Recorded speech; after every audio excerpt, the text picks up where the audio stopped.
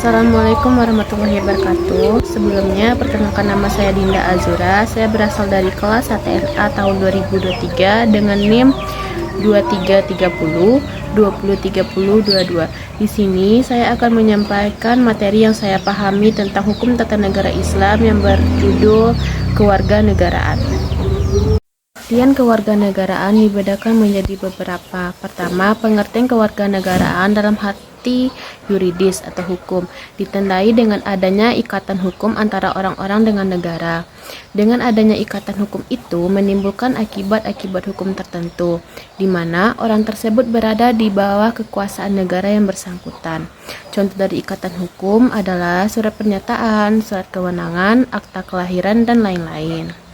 Kedua, pengertian kewarganegaraan dalam arti sosiologis atau sosial tidak ditandai dengan ikatan yuridis atau hukum, tetapi ikatan emosional seperti ikatan keturunan, ikatan perasaan, ikatan nasib, ikatan tanah air, dan ikatan lainnya. Dalam hal ini, ikatan lahir kewarganegaraan atau sosiologis seseorang dapat dipandang negara sebagai warga negara sebab penghayatan hidup. Ikatan emosional dan juga tingkah laku yang dilakukan menunjukkan bahwa orang tersebut sudah seharusnya menjadi anggota negara itu. Namun, dari sudut pandang hukum, orang tersebut tidak memiliki bukti ikatan hukum dengan negara. Pengertian kewarganegaraan dalam arti material dan formil. 3. Pengertian kewarganegaraan dalam arti material dan formil. Pengertian kewarganegaraan dalam arti formil merujuk pada tempat kewarganegaraannya. Dalam sistematika hukum, masalah kewarganegaraan berada pada hukum publik. Kewarganegaraan seseorang mengakibatkan orang tersebut memiliki pertalian hukum, serta tunduk pada hukum negara yang bersangkutan. Orang yang telah memiliki kewarganegaraan tidak jatuh pada wewenang atau kekuasaan negara lain. Negara lain tidak berhak memperlakukan kaidah hukum pada orang yang bukan warga negaranya. 4. Pengertian kewarganegaraan dalam arti material merujuk pada akibat hukum dari status kewarganegaraan, yaitu adanya hak dan kewajiban sebagai bagian dari warga negara. Adapun pengertian kewarganegaraan menurut para ahli. Pertama, menurut Daryono, kewarganegaraan ialah isi pokok yang mencakup hak serta kewajiban warga negara. Kewarganegaraan adalah keanggotaan seseorang di dalam suatu satuan politik tertentu, yang dengannya akan membawa hak untuk dapat berpartisipasi dalam kegiatan politik. Seseorang dengan keanggotaan yang demikian ialah disebut dengan warga negara. Menurut Wolhoff, kewarganegaraan adalah keanggotaan suatu bangsa tertentu, yakni ialah berjumlah manusia yang terikat dengan yang lainnya dikarenakan kesatuan bahasa, kehidupan, sosial dan budaya, serta kesadaran nasionalnya. Kewarganegaraan pun memiliki kemiripan dengan kebangsaan. Yang membedakan ialah hak untuk aktif dalam berpolitik. Sedangkan menurut Koswaussing, kewarganegaraan ialah ikatan hukum antara negara serta seseorang. Ikatan itu menjadi suatu kontrak politis antara negara yang mendapatkan status sebagai negara yang berdaulat serta diakui karena memiliki tata negara. Selanjutnya, asas kewarganegaraan. Asas kewarganegaraan ialah dasar berpikir dalam menentukan masuk atau tidaknya seseorang ke dalam suatu negara. Pada umumnya, asas kewarganegaraan dibedakan menjadi dua, yaitu asas ius sanguinis dan asas ius soli. Asas ius sanguinis adalah asas yang berdasarkan keturunan. Misalnya, seseorang yang lahir di negara A sedangkan kedua orang tuanya bernegara B, maka secara spontan anak yang lahir tersebut adalah berkewarganegaraan B. Sedangkan asas ius soli atau asas berdasarkan daerah ialah apabila seseorang yang lahir di daerah A sedangkan orang tuanya berasal dari daerah B, maka secara tidak langsung anak tersebut berasal atau berwarga negara A karena berdasarkan di tempat lahir anak tersebut.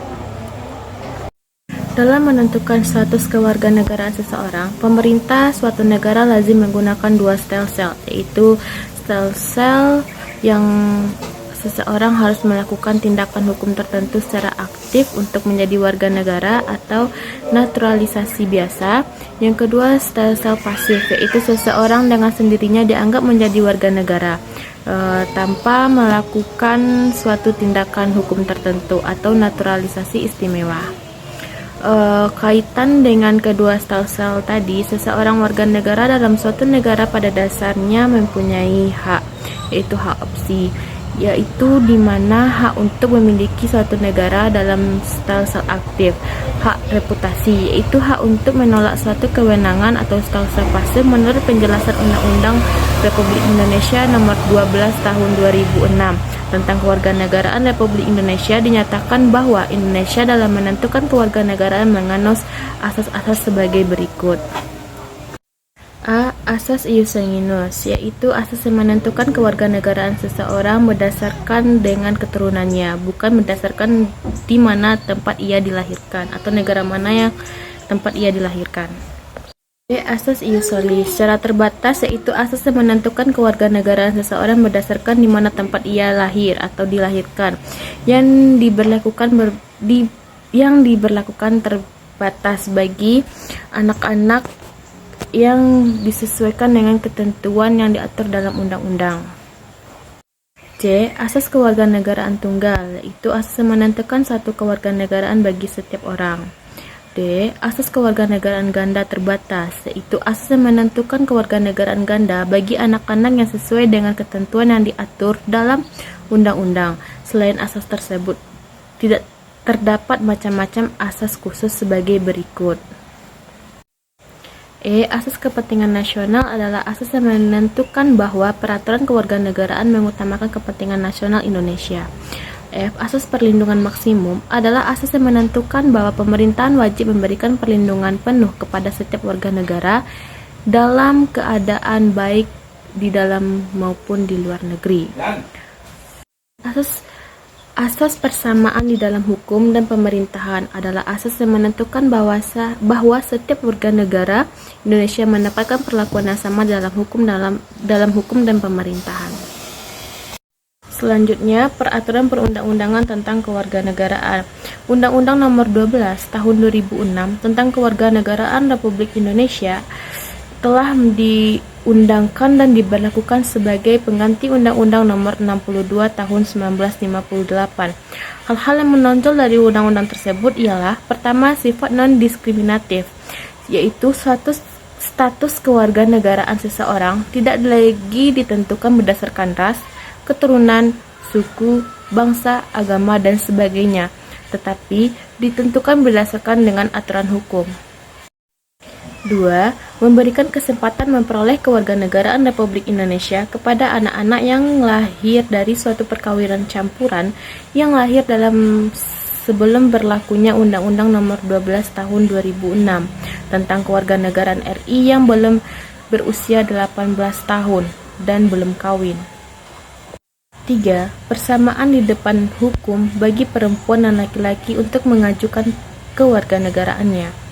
4. Kehilangan kewarganegaraan bagi suami atau istri yang terikat perkawinan yang sah tidak menyebabkan hilangnya status kewarganegaraan istri atau suami tersebut.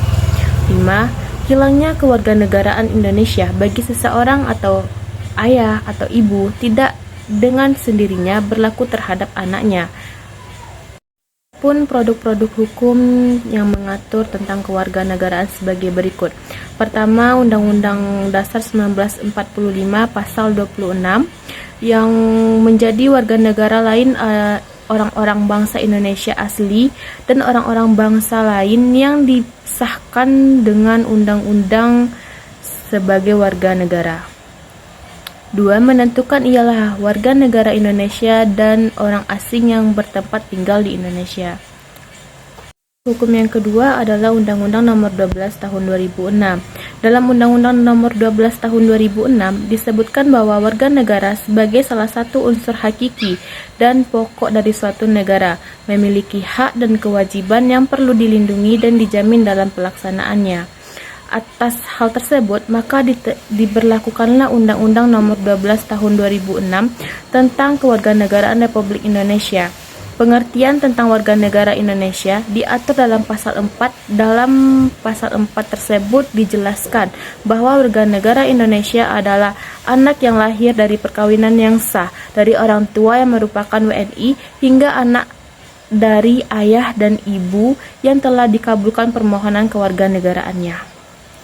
Sekian penyampaian materi dari saya. Jika ada salah kata atau salah penyampaian dalam menyampaikan materi tersebut, saya mohon maaf. Saya akhiri dengan Assalamualaikum warahmatullahi wabarakatuh.